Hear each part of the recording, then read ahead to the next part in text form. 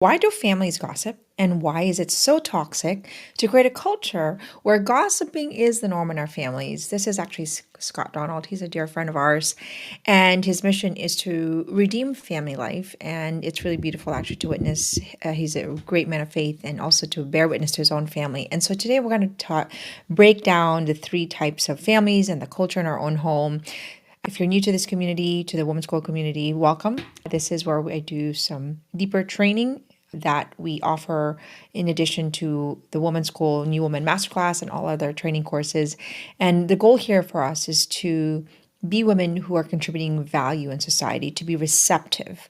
Women of receptivity is such a lack in our culture. We're not studying, we're not growing to receive is to take. That's actually part of our feminine nature. And so my hope here is to create women who truly receive growth training so that we can become light bearers in our culture today. So if you're not familiar with the work that we do in the Women's School, we teach women how to be a woman, and we are focused on mindset and skill-based training. So let's break this down. He is just awesome. I'm going to go through it full and then I'll take it apart.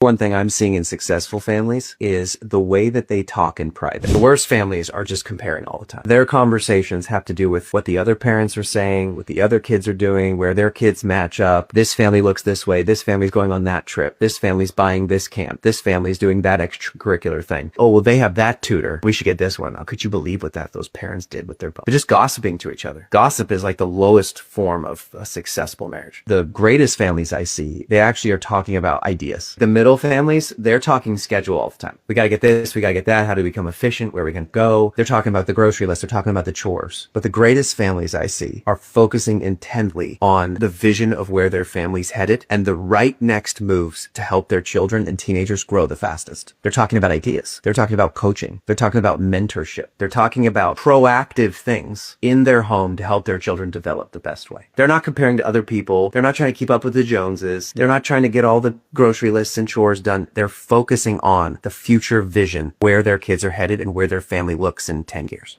So good. There's so much in there. Okay, let's break it down. I'm seeing in successful families is the way that they talk in private. The worst families are just comparing. Okay, the way we talk in private, meaning there is a standard in our own home in the language that we are using. Often, we do not talk about the importance of language in our own home as part of a culture that I believe as women, we need to establish with our husband as a standard, as a norm. The conversations we are having in our own homes become the foundation of the conversation our children will be having when they grow up and raise their own children and their own careers and their own work life. And so that language is going to shape their perception of culture.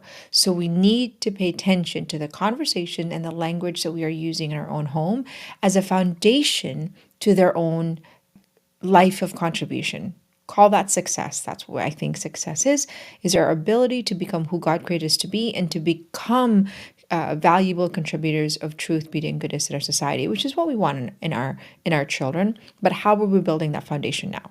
All the time. Their conversations have to do with what the other parents are saying, what the other kids are doing, where their kids match up. This family looks this way. This family's going on that trip. This family's buying this camp. This family's doing that extracurricular thing. Oh, well, they have that tutor. We should get this one. Now, could you believe what those parents did with their They're just gossiping to each other. Okay, comparison and the language of comparison by default will start in our own home. When I say default, if we're not teaching our children about comparison, by default, they're going to learn it due to the state of social media and comparison and the language that everyone is using. So even though we're not maybe comparing in our own homes, if we're not proactive about policing this language, they are at risk of mental exhaustion because they are going to then be susceptible to comparison and competition in a world that is promoting it all day and every day, which is why so many women today are exhausted because the roller coaster of comparison and competition becomes the norm. And so women and mothers need to be proactive about policing this in our own home and managing it. Now, gossiping and comparison is so exhausting. Why? Because it'll never be enough. There's always somebody to compare ourselves with. And I think that if we have this in our own home, we should nip it in the bud. Comparison I always say, it's just an easy bad habit to actually replace. It's like replacing cigarette with exercising. It's the same thing with gossiping. If you have a culture of gossiping, looking, comparison, and competition in your own home, you need to know that your children are at risk. And if that is something that motivates you to change, then let that be fuel for you to change first. It doesn't matter what you tell them, it matters how they absorb who you are. Who we are will become the living testimony of who our children will want to become, or want to or not want to become. That's what they're going to absorb. And so the first prison that we free ourselves from, as we talk about in the women's school, is awareness. Study and observe your language, the language and the conversation of your own home. Are you tolerating comparison of like, look what she has, look what they have, look at this purse, look at that bag? And is that something that has become a norm in your own home? And it could also be sort of mask holiness. What do I mean by that? Well, God, that's their family, and then it's good. And God says, we just need to have this. And maybe it's sort of this false idea of comparison, but belittling ourselves. But that's what holiness is. The idea is that we celebrate people where they are, we harvest good from them, but we're not living this life of constant looking at what everyone else is doing for the sake of then comparing how good they have and how good we don't have it. How do you create gratitude? How do you just gratitude for what people have and what you have? This has become this is something that I'm nipping in the bud with my own littles. I have a 9 and 10-year-old girls, and I have observed, I'm very fierce about comparison and competition in my own home. My 2 girls are very fierce about it. I've sort of really invested so much time and energy in my older teenagers that it's just not a tolerated, period. I'm reinvesting again with my littles, and I see that it is actually something that I need to be fiercer about, and I show them the gravity of comparison and competition through the language, through the tone of my voice. I sound borderline upset and yelling. When I hear that language, I rescript it. It is a work in progress, but I also know that if I don't nip this in the bud, they are going to be unhappy human beings because they will never feel enough, which is the cry of so many women today, is that I'm never enough. Why? Because it's primarily a comparison problem. A comparison has become so habitual, they're so unaware of it, and maybe they harvested it or inherited it from their own home and their own mothers, who was also equally unaware of the language she's using, which probably has led to her exhaustion, mental stress, and anxiety because she too didn't feel enough. Do you see the generational warfare that's happening? And I say warfare, spiritual warfare, because when we don't see our goodness, how can we bring goodness to the world? We will always live in self-doubt, doubting our capacity to bring forth good, and self-loathing because we don't see our value when we don't think we're enough. The idea is that we are just celebrating other women where they are, and we are studying them, and we are celebrating them, and we're learning from them, not that we're comparing ourselves from them. So this is very toxic, and it's subtly toxic because we might not know that we're doing it, and it's the culture of our own home. If it is, it's never too late. The best things that we can do is, you know what, children, I've learned a better way, and I'm sorry that I didn't know any better, and have that humility to own, let's learn this together. Gossip is like the lowest form of a successful marriage. The greatest families I see, they actually are talking about ideas. The middle families, they're talking schedule all the time. Okay, the greatest families are talking about ideas, visions, and dreams. That should be the culture in our own home. What's the vision? What's the idea? Even dreaming about a next vacation, whether it's camping, and saying, okay, what can we do to save together as a family to go camping, to go of this idea? How can you contribute value in society? What leadership roles can you assume in our society today? What's going on in culture? And yes, we should busy ourselves in order and prioritization, but to what end? We talk about schedule, but we don't busy ourselves with a schedule for the sake of busyness. We have to reassess and say, okay, you're playing golf or you're playing this sport, to what end? And is your room clean? Is there order in our own home? We're not doing for the sake of doing. Busyness to numb ourselves from our purpose is dangerous. Why? Because it looks busy, but it feels unfulfilling. So we as parents need to be very vigilant in making sure that our busyness has a purpose, and that our schedule is subordinate to our vision and our dreams and our purpose and our potential. And that's why I think Scott is saying it's vision, it's dreaming, and that becomes the conversation. How do we change the world? How do we develop the skills necessary to become leaders and valuable contributors to society? We're all called to lead in some degree, whether it's in motherhood, whether it's being a wife, being in your careers. Leadership is just means that you're inspiring other people. That's what leadership is. You're inspiring them towards something greater than they could be, their potential. That's what leadership is. Women, we are called to inspire other people around us. Inspire, to breathe life. That's the Latin word for inspire. How are we doing that on a daily basis? Through our conversation.